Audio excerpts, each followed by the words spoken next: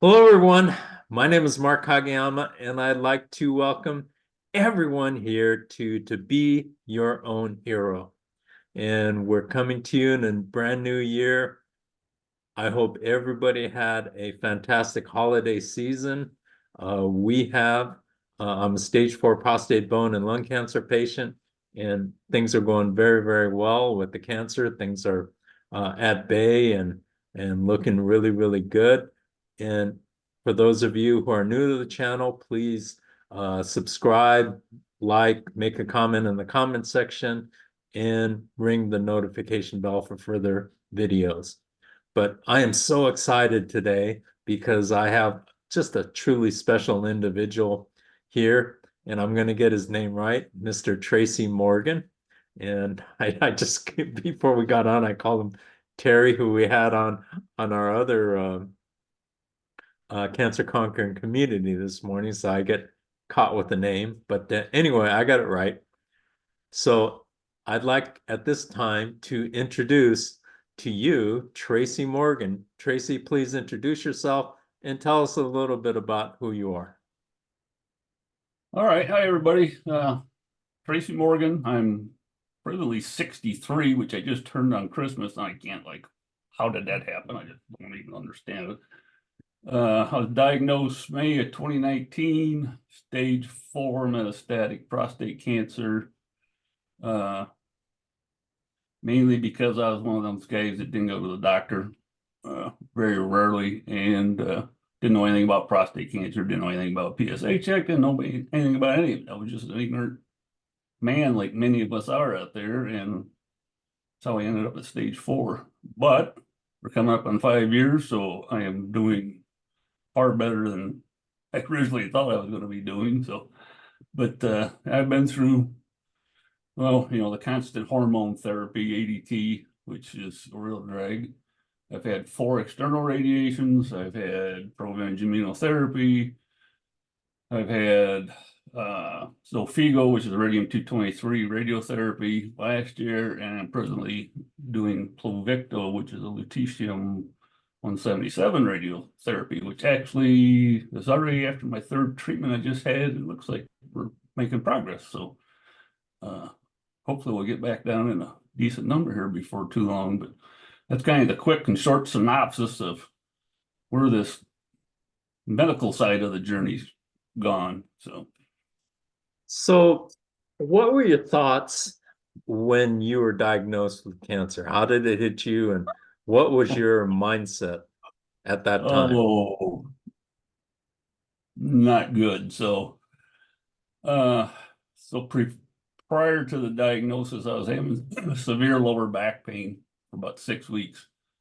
And, I thought, all right, I tweak something, I'll live through it. It'll clear up. That's just the way I always was. I didn't go to the doctor if I didn't have to. Well, after about 3 weeks of it not going away, I happened to be in with my wife at the an orthopedic surgeon. She was getting one of her knees looked at. She had replacements in both knees. One was bothering her. I said something to the doc. I says, can you guys take a look at my back sometime? I says, I've had this pain for like 3 weeks. I can't figure out what's going on. Oh yeah, make an appointment, and we'll take a look at it. And so I go in the following week and they do an x-ray, which, obviously doesn't show you a whole lot. And they're like, oh, we don't see anything on the x-ray. So you're going to have to go through uh, physical therapy, before we can get an MRI, before the insurance company will pay for an MRI. So yeah, 3 weeks, I did 3 weeks of physical therapy and wasn't getting any better. I followed up with my PCP, who I'd only seen a couple times over the last year or so for minor things. And the NP was in the office that day, and she goes, all right, so you've had an x-ray, you've done physical therapy, you've done this, blah, blah, blah. And she goes, we're done. I'm ordering your MRIs. And I had left numbness out on the outside of my left hip also, and the orthopedic didn't even really think there was anything with that. So I had my left hip, my lower back done. It was on a Friday. I went in Friday morning to the local hospital, had MRIs done. That afternoon, I'm back at physical therapy, and I'm the last person there, last patient with the last therapist there, and the phone rings and she goes over and answers it. And she goes, "It's for you." I was like, who's calling me at the physical therapy place? And it was the radiologist.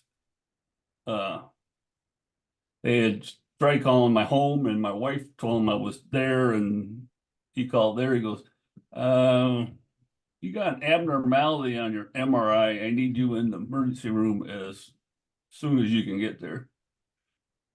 Well, okay, is my back, gonna bust in half? What, I'm thinking, spinal problems of some sort. So I leave there, pick up my wife, we go up to the emergency room, back up to the hospital, and the nurse asked me about, she comes in, she goes, "You got any signs of infection, recently, chills, fever, blah, blah, blah." I said, "No," I said, "it's just this pain in my back." And it seemed like it was forever before the ER doc come in. And apparently he had been on the phone with that radiologist and the neurology radiologist in the bigger hospital south of us. And he comes in and he goes, "You have prostate cancer that spread to your bones." And he presented very well. I'm actually very thankful I had that doctor. But, once that was said, everything else was blurred. It was prostate cancer, spread, bones. And it was like, cancer, not good. Spread, definitely not good. Bones, really not good. So this is a Friday night. This is like 7 o'clock at night. So we didn't even talk on the way home. She texted our kids and let them know because she knew she couldn't double talk to them. And I spent the rest of that weekend figuring that I told myself, like, you got 5 or 6 months left. You've gone to the bones. You're done.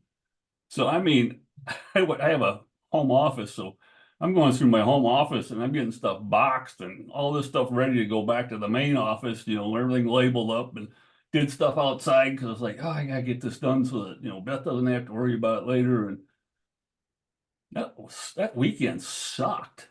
Is your wife's name Beth? Yes. So is mine. We Go have ahead. something great in common, don't we? Yeah, there you go. So yeah, that weekend was rough. I mean, it was terrible. And then the first week after that, I went back to see my PCP on Monday.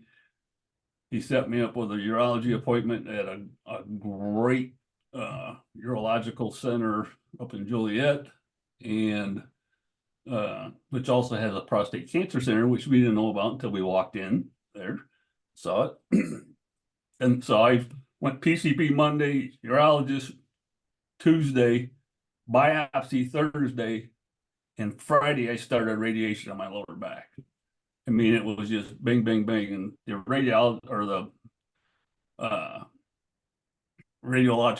oncologist for that, he was like, that tumor on your lower back is up to the point of just about touching the sac around your spinal cord.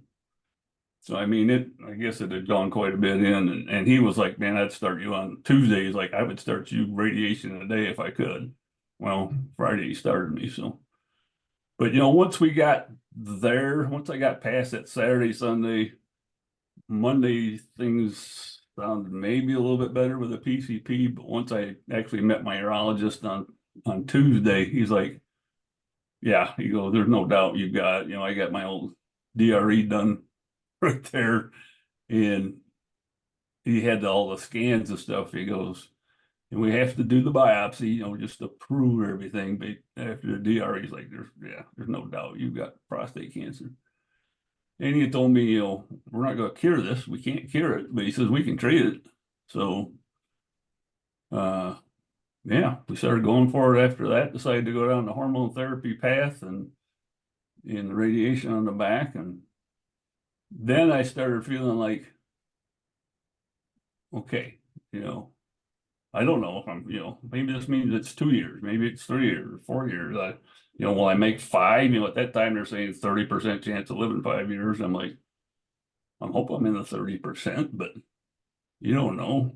And that Monday, even I worked Monday,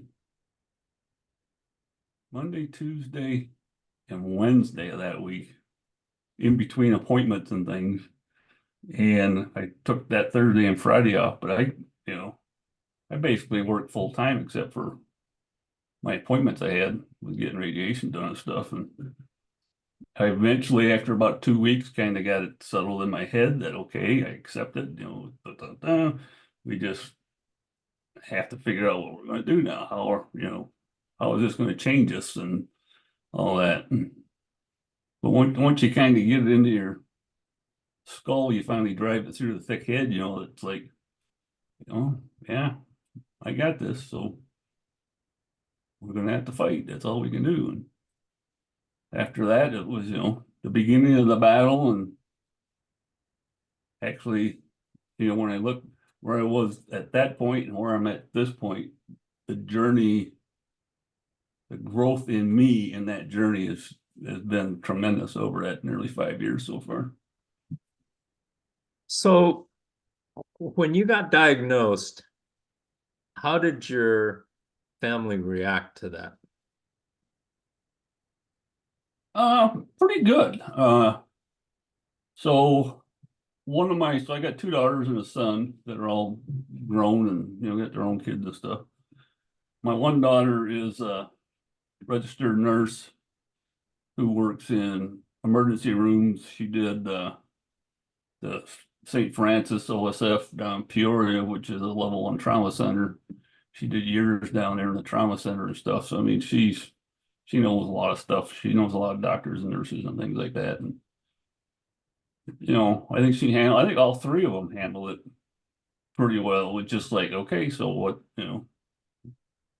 are we going to do? What do we have to do? And we're here to support you. And I didn't have anybody descending or, it kind of pulled away, or they were all there. I think that's got a lot to do with Christian faith, within your family. That's great. That's absolutely great. Have everybody on the same page is rare. Mm-hmm. It's very rare. I mean, I had a mixed bag of, I just let everybody know that I was going to do it the way I wanted to do it. And Mm-hmm. And it's worked out. I'm still here, and nobody could take that away from me. And so let's move forward in your journey. So you're getting all this treatment and everything like that. And when did you decide to start your group and talk about your group? Well, I'll go back just a step prior to that. So back in December of 2019, I was kind of thinking, what all is going to happen? What am I going to do? Blah, blah, blah. And I actually felt like one day that I'd been asked by God that, what are you going to do with your cancer? Not, what are you going to do to it, but what are you going to do with it? You have it. You now own it. What are you going to do with it? And that's when my purpose came about, saying, I don't want more guys getting diagnosed this way. If you're going to have it, get diagnosed early, have great chances of survivorship and stuff. Don't be like me. And that was the beginning of that. So, and then we went a while, and I started a social media prostate cancer awareness campaign, I guess you'd call it, called the Mohawk Mission, which I have to tell a story about this, I guess, at some point. If you weren't, I was going to ask you. Okay. So, we started that campaign, and then November 23rd of 2021, I decided to make a Facebook support group for men with prostate cancer. I was very active with the Man Up to Cancer, the Howling Place, their group. It's a men's only group for men with all types of cancer, which is just there. It's a place for guys to get together and talk and share and rant and rave and be emotional if you need to be emotional and all that. So I was like, here's the format, but I'd like to have it just for prostate guys. And I started that group then, and in 2 years, we're over 800 guys, 10 different countries with that. And we do Zooms every 2 weeks. We do an annual retreat, which is, we just had our first one this year. We'll have a little bit bigger one next year, and I hope that grows year to year. And then this Mohawk Mission campaign turned 2 years ago into a nonprofit. My wife and I started as a nonprofit, and with its main function of being prostate cancer awareness and its secondary function of supporting our group. And I should say groups, because my wife has also started a group, Warrior Wives of Prostate Cancer, and her group is somehow it's growing like leaps and bounds. It was like don't going nowhere, and already like days she's like, oh, I got more people, I got more people. So she's still, I don't know, she's at 80 something right now, but you know, she's given that same feeling to the wives, the spouses, the significant others. And so I guess I should get back to this stupid thing that I wear.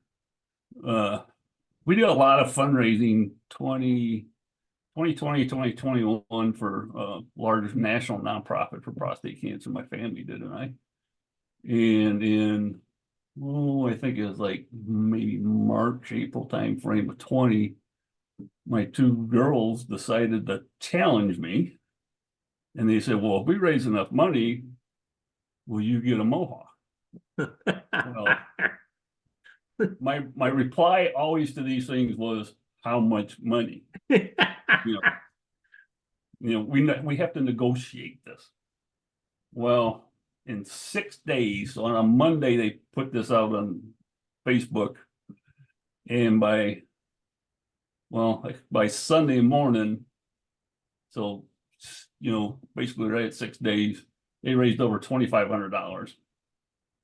And my oldest daughter, we did this Facebook Live. My oldest daughter shaved me a full mohawk, the strip all the way to the back. My other daughter took my mustache off.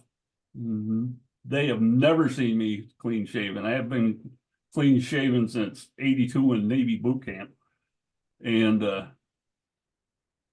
so that felt a little weird. But yeah, we did that on Facebook Live, and that video is out on the internet for you to see on my YouTube channel, the Mohawk Mission YouTube channel. So everybody's like, including myself, is like, all right, we did this, hair's gonna grow back. We'll go back to being a normal person again, and it never went away. So it's not in a Mohawk every day, but usually every appointment I go to, it's in a Mohawk. I'm known by that in all the doctor's offices and all that. Anything like this, any crucial thing dealing with my mission and my groups and stuff, it's on. And we go blue, like you saw last week on our Christmas Zoom, your group. Yeah, it goes blue once in a while for prostate cancer. So okay, I was so it's my signature. I can't get rid of it because it's my signature.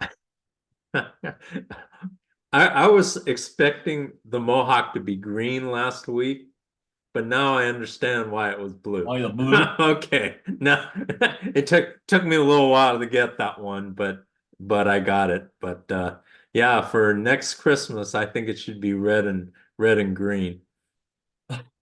Like two different sides. Yeah, there you go. Well, bring it up. I may do it for you.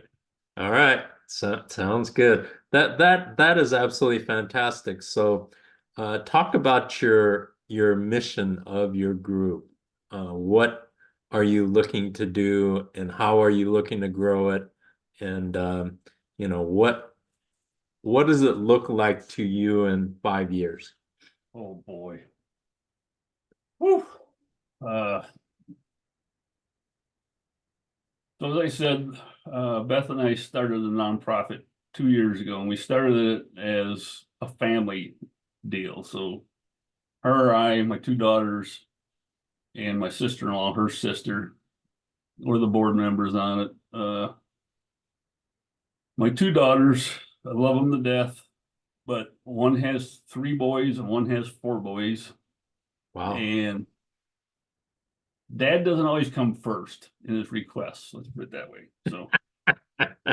So we stumbled along for them first 2 years, and we do some fundraising. You know, my one daughter that's a nurse is excellent at doing fundraising. You know, we were raising, I don't know, $10,000 or something a year, you know, maybe a little bit more this year. And but we weren't, you know, we weren't getting out there like we wanted to. And I've always said, well, this is a family deal. This is my family's doing this. And when we were at our first rendezvous, we called it our retreat with the PC tribe out in Kansas City this year, I sat down with everybody and said, hey, what can I do for you guys? What can the mission do for you guys? And I'll be damned if them guys didn't turn it 180 on me. And before we were done, they were like, well, what are we going to do for you? What can the group do for you? And I'm like, no. This is something the family does to help you. No. What do we do to help you with it? So this was the first thought process I started having. I was like, okay, well, what's going on here? And on the way home from Kansas City, the 7-hour drive, I got thinking, I was like, you know what? At that time, I had 3 admins helping me. And I said, you know what? I need to let us, because somebody had brought up the thing of me having founder syndrome. And as soon as they said that, I was like, man, you hit that on the head. You know, it's my baby. Don't touch it. But I decided to bring on 3 more admins. I told them, I said, you guys are going to run the group. I'm still here, but you guys handle the group stuff. And you guys are also going to plan the 2024 retreat. I said, I'm not in the plan. You tell me when you need money, I'll provide the money. You provide all the ideas. So that was my first letting go of my baby. And then we went out, I was out to GOW for Map to Cancer, their retreat out in New York this fall. And listened to all the guys talk, and I was very fortunate. I was in the same cabin as Trevor Maxwell, the founder of Map to Cancer. We kind of have a different relationship. We don't talk often, but we're tight when we do, because we're kind of both, doing that same thing. And after just listening to everything, I was like, you know what? I need to bring other people in to help me with this. We can't do it by ourselves. And we had already brought on my nephew, lives in Vegas now. He just retired from the Marines after 26 years as Master Sergeant. And I was like, hey, what do you think about coming in and helping us with the board, on the nonprofit? And he was all over it. So he's my ramrod. I call him my ramrod. So he's my VP and my successor when that day comes. So I had him on, which was, another family member, but a far different family member than the other ones. And then out at, like I said, at GOW, I was like, I got to bring some of these other guys on. So I brought Dave Keown in from Canada. We talked a lot when we were out there, and he's just got that same mindset of me of, we got to get the word out. What are we going to do? We got to get the word out. He's just exactly the same way I am on that. And I brought in Ken McGee, who is one of my admins, 20-year bank manager, has worked with nonprofits and, all different groups and, United Way type stuff, all that type of things.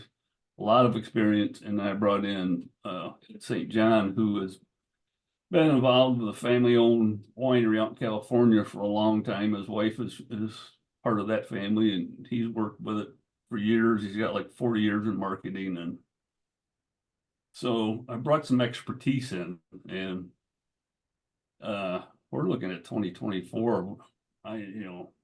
We're dreaming. It's like we're gonna get where we want to be. We're gonna start to get where we want to be.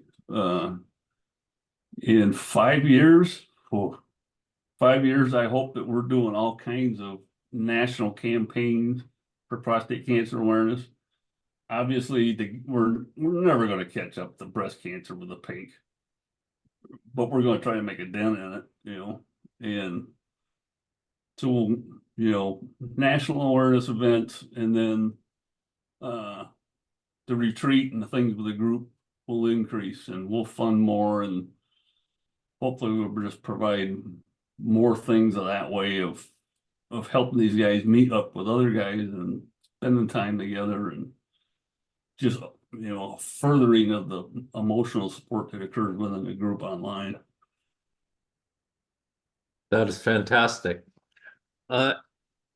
Tracy, what would you like to leave with everybody, with our audience, as far as a final thought? And then I have one more question to follow up with you.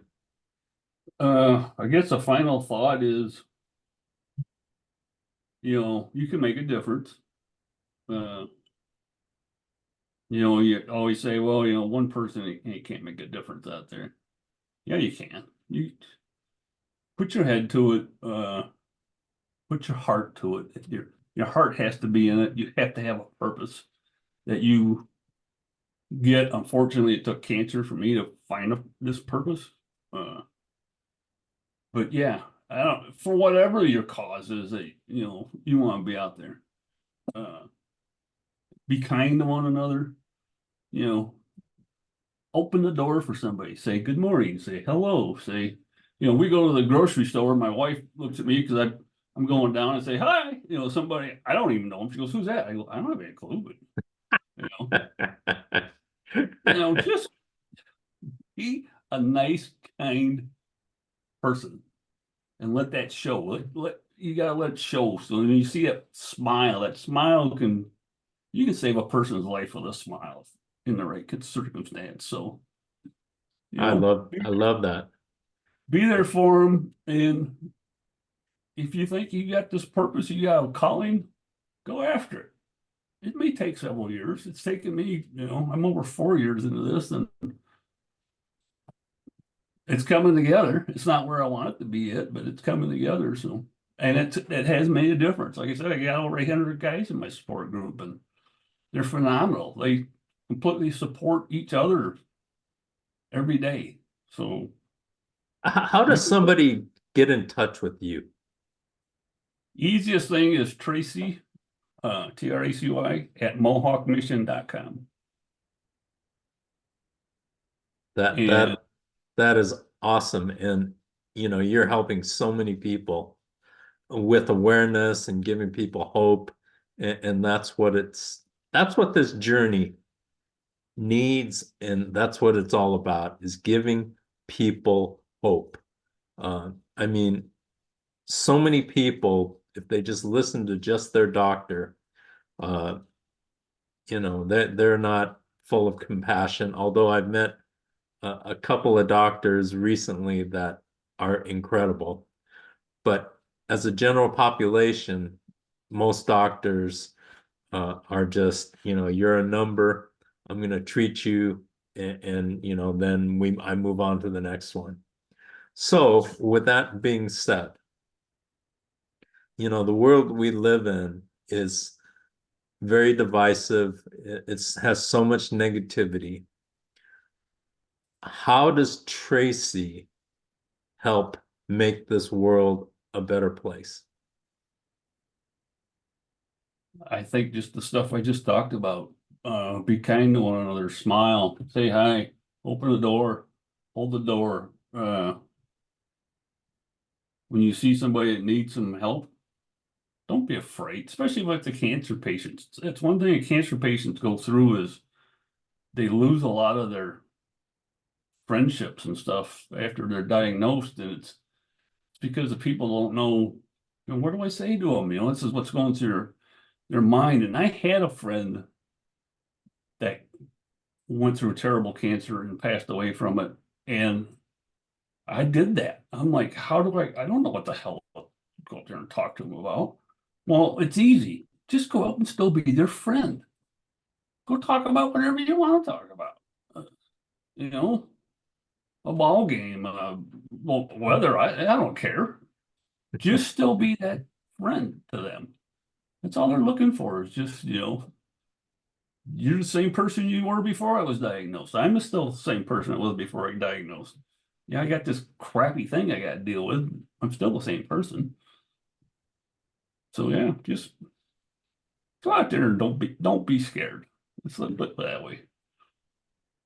I, I, I, I think one of the things that a person could do in their own neighborhood is a while back, I started walking when I lived in California. I started walking in my neighborhood, and we have hills and things like that. And that's a great way to get to know your neighbors, number one.